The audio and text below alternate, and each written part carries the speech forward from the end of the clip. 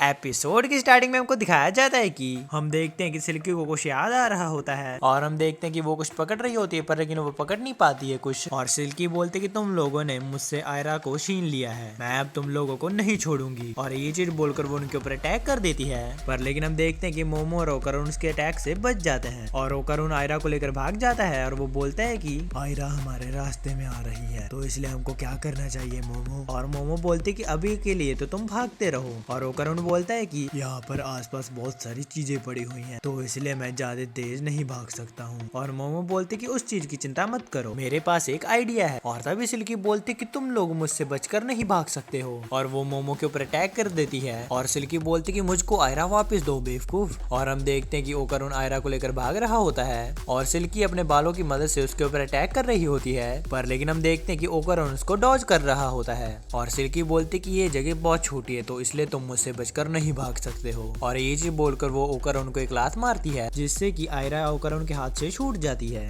और सिल्की बोलती कि कोई बात नहीं आयरा, अगर तुम मुझे अपनी माँ नहीं बोलना चाहती हो तो इससे कोई बात नहीं होगी, पर लेकिन मैं बस तुम्हारे साथ रहना चाहती हूँ तो इसलिए अगर मैं तुमको खा जाऊंगी तो तुम हमेशा ही मेरे पास रहोगी, तो इसलिए तुम मुझे अपने आप को खाने दो। और हम देखते हैं कि सिल्की आयरा को खाने वाली होती है पर लेकिन वो तो उसको टच नहीं कर पाती है। और सिल्की बोलती कि ये क्या हो रहा है। और हम देखते हैं कि सिल्की के बालों के अटैक करने की वजह से वो तो फंस चुकी होती है। और मोमो ओकरुन को बोलते कि तुम बहुत अच्छा भागे हो। और सिल्की बोलते कि तुमको क्या लगता है कि तुम मुझे इस ट्रिक की मदद से सच में पकड़ सकते हो। और हम देखते हैं कि वो सारी चीजों को तोड़ने लग जाती है। और ओकरुन बोलता है कि मोमो वो कॉर्नर्स के पिलर्स को तोड़कर अपने आप को फ्री कर रही है। और मोमो बोलती कि मैं ऐसा नहीं होने दूंगी। और हम देखते हैं कि वो अपनी साकी पावर की मदद से उसकी टांगों को पकड़ लेती है। और सिल्की बोलती कि मेरी लातों को पकड़ने की कोशिश मत करो बेवकूफ लड़की। और मोमो ओकरुन को बोलती कि ओकरुन जल्दी ट्रांसफॉर्म हो जाओ और पूरी स्पीड से भागकर इसके ऊपर अटैक कर दो ताकि तुम इसको उड़ा सको। और ओकरुन बोलता कि ये मैं कैसे कर सकता हूँ, क्या तुमको याद नहीं है कि जब हम एलियंस और टर्बोग्रेनी के साथ लड़े थे तब मैं किसी के साथ भी नहीं लड़ा था, तो इसलिए मुझे नहीं पता है कि इसको कैसे उड़ाना है।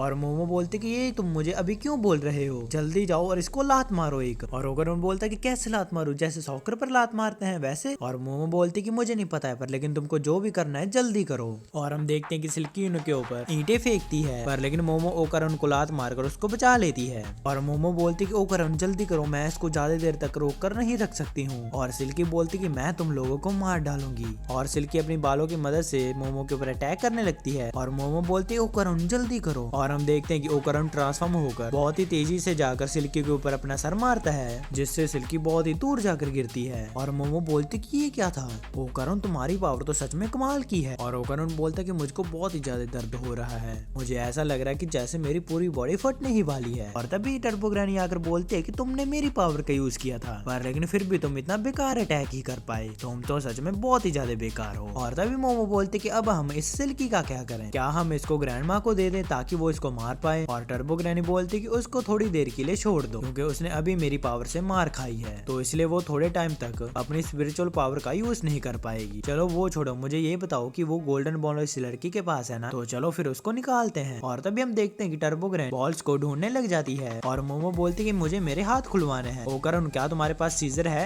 ओकरुन बोलता कि नहीं मेरे पास तो नहीं है। और मोमो बोलते कि मुझे इस बेवकूफ लड़की की वजह से पूरा टाइम ऐसे ही रहना पड़ा, आखिरकार ये सिल्की से क्या रिलेटेड है इसका। और तभी हम देखते हैं कि टर्बोग्रेनी को बॉल्स मिल जाती हैं। और मोमो बोलते कि ये तो बहुत अच्छी बात है ओकरुन, देखो हमें तुम्हारी एक बॉल मिल गई है। और ओकरुन बोलता कि इस तरह गंदी बातें मत करो। और तभी टर्बोग्रेनी बोलते कि जरा यहाँ पर ध्यान दो, ये लड़की तो मर चुकी है। और मोमो बोलते कि ये कैसे हो सकता है, ओकरुन जल्दी से इसकी पल्स चेक करो। और जब वो दोनों चेक करते हैं वो देखते हैं कि आयरा तो सच में मर चुकी है। और टर्बोग्रेनी बोलते कि जब एक आम बंदे को कोई घोस्ट खा लेता है तो तब वो मर जाता है, तो इसलिए इसमें कोई भी सरप्राइज होने वाली बात नहीं है। मोमो के पास साइकी पावर्स हैं और ओकरुन के पास मेरी स्पिरिचुअल पावर्स हैं जिस वजह से तुम दोनों ही बच गए। और तभी मोमो बोलते कि ओकरुन इसको CPR दो और मैं अपनी साइकी पावर्स की मदद से इसके दिल की मसाज करती हूँ। और हम देखते हैं कि वो अपनी साइकी पावर की हेल्प से आयरा के दिल को पकड़ लेती है। और टर्बोग्रेनी बोलती कि अगर ये मर चुकी है तो इसका दिल बिल्कुल भी रिस्पॉन्स नहीं करेगा, तो इसलिए जो तुम कर रहे हो उसका कोई फायदा नहीं है। और तभी मोमो बोलती कि अपनी बकवास बंद करो, अगर तुम चुप नहीं बैठ सकी तो यहाँ से चली जाओ। ओकरुन जल्दी से CPR दो हो तुम। और टर्बोग्रेनी तुम्हारे पास मीको का फोन है तो इसलिए एम्बुलेंस को जल्दी कॉल करो। और हम देखते हैं कि मोमो और ओकरुन उसको बचाने की कोशिश कर रहे होते हैं। और तभी हम देखते हैं कि सिल्की दोबारा से खड़ी हो जाती है और वो आयरा की तरफ बढ़ने लग जाती है। और मोमो बोलती कि हमारे पास इसके लिए टाइम नहीं है सिल्की।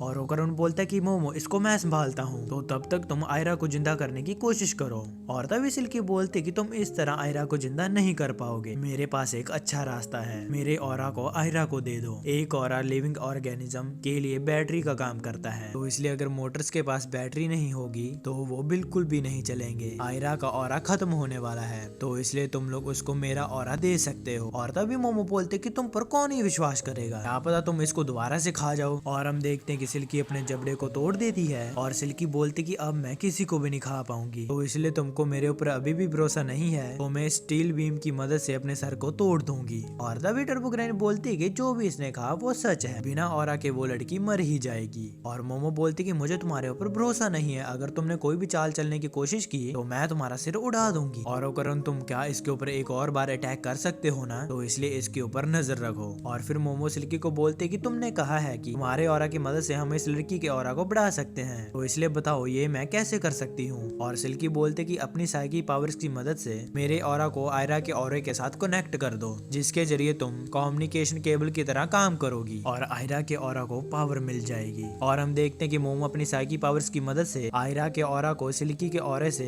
कनेक्ट कर देती है। और तभी हमको सिल्की के पास्ट का सीन दिखाया जाता है, जहाँ पर वो बहुत ही उदास होती है और वो अपने काम पर जा रही होती है, और वो वापस आकर अपने बच्चे को देखकर बहुत ही ज्यादा खुश होती है। और हम देखते हैं कि सिल्की अपनी बेटी को डांस सिखा रही होती है और उसके सपनों को पूरा करने के लिए मेहनत कर रही होती है। और हम देखते हैं कि वो दोनों ही अपनी जिंदगी में बहुत ज्यादा खुश होते हैं। और अगले सीन में हम देखते हैं कि सिल्की अपनी बेटी के लिए एक ड्रेस खरीद कर लाती है, जिसको देखकर उसकी बेटी बहुत ही ज्यादा खुश होती है। और हम देखते हैं कि वो अपनी जिंदगी में बहुत ही ज्यादा खुश होती है। पर लेकिन तभी हम देखते हैं कि कुछ लोग सिल्की को आकर मारने लग जाते हैं और सिल्की अपनी बेटी को बचाने के लिए उनके साथ लड़ने लग जाती है, जिसके कारण वो लोग उसको बहुत ही बुरी तरीके से मारते हैं। और हम देखते हैं कि इसके चक्कर में सिल्की बहुत ही ज्यादा डैमेज हो चुकी होती है। और हम देखते हैं कि वो लोग उसकी बेटी को उठाकर ले जाते हैं। और हम देखते हैं कि सिल्की अपनी बेटी को बहुत ही बुरी हालत में बाहर ढूंढने के लिए चली जाती है, पर लेकिन वो तो उसको मिलती ही नहीं है, तभी वो बेहोश हो जाती है। और अगले दिन हम देखते हैं कि सिल्की अपनी बेटी को ढूंढ रही होती है और वो अपने मन में सोचती है कि मुझे तो कुछ भी याद नहीं आ रहा है, मुझे तो ऐसा लग रहा है कि जैसे मैंने कुछ खो दिया है। और तभी हम देखते हैं कि वहाँ पर आयरा आ जाती है और वो उसको मॉम बोलकर बुलाने लगती है, पर लेकिन बाद में उसको पता चलता है कि वो तो उसकी मॉम नहीं है। और तभी आयरा के फादर उसको बुला लेते हैं और वो बोलते हैं कि मैंने तुमको कितनी बार कहा है कि इधर उधर मत जाया करो। और आयरा बोलते कि मुझे लगा कि मॉम वहाँ पर है, और उसके फादर बोलते कि नहीं वो यहाँ पर नहीं हो सकती है। और आयरा बोलते कि डैड मॉम कहाँ पर है, और उसके फादर बोलते कि मैंने तुमको कितनी बार बोला है कि वो यहाँ से बहुत दूर गई है जहाँ पर नहीं जाया जा सकता है। और आयरा बोलते कि आखिरकार वो वापस कब आएंगी, और उसके फादर बोलते कि वो काफी टाइम तक वापस नहीं आएंगी, तो इसलिए आयरा तुमको स्ट्रॉन्ग बनना होगा ताकि तुम अपनी मदर के बिना भी सब कुछ कर सको। और देखना जब तुम्हारी माँ वापस आएंगी वो देखेंगी कि तुम क्या कर सकती हो, तो उनको तुम्हारे ऊपर गर्व होगा। और आयरा बोलती कि ठीक है, आयरा एक ऐसी लड़की बनेगी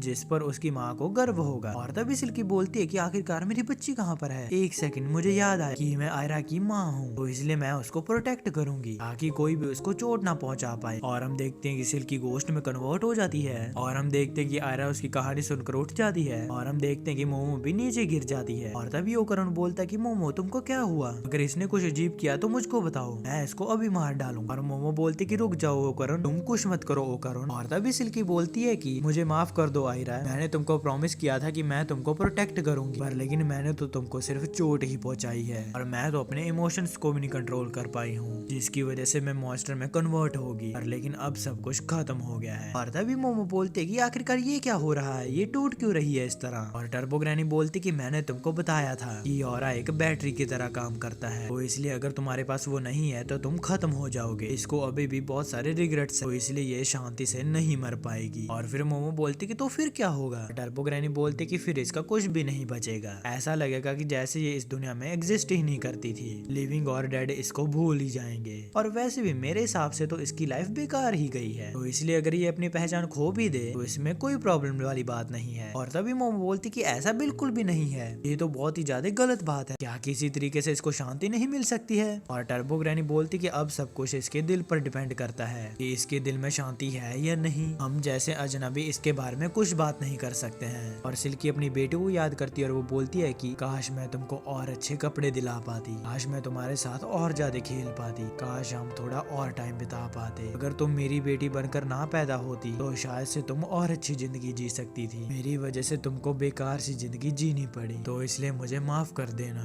और हम देखते हैं कि आयरा जाकर सिल्की को गले लगा लेती है और आयरा बोलती कि मॉम मैं आपसे बहुत ज्यादा प्यार करती हूँ और मैं इस दुनिया में सबसे ज्यादा खुश हूँ। प्लीज मैं चाहती हूँ कि कोई भी इनको दोबारा हर्ट ना करे, तो इसलिए इनको ऐसी दुनिया में ले जाइए जहाँ पर इन्हें खुशियाँ मिल सके। मैं वादा करती हूँ कि मैं आपको नहीं भूल पाऊंगी। और इसी के साथ हमारा ये एपिसोड खत्म हो जाता है। गाइस वीडियो पसंद है तो वीडियो को लाइक और चैनल को सब्सक्राइब करके जरूर जाना और वीडियो के नीचे कमेंट भी करते जाना कि आपको वीडियो कैसी लगी। अगर आपको वीडियो नहीं भी पसंद है तो कमेंट्स में फीडबैक देते जाना ताकि मैं इसको फ्यूचर में इम्प्रूव कर सकूं। और हाँ गाइस, अगर आप चाहते हैं कि मैं इसकी मांगा को एक्सप्लेन करूं तो आप मुझे कमेंट में जरूर बताइएगा। वीडियो पसंद है तो वीडियो को लाइक और चैनल को सब्सक्राइब करके जरूर जाना। मैं जा रहा हूँ, आप भी अपना जरूर ध्यान रखना। मैं मिलता हूँ आपको नेक्स्ट वीडियो में। Thanks for watching.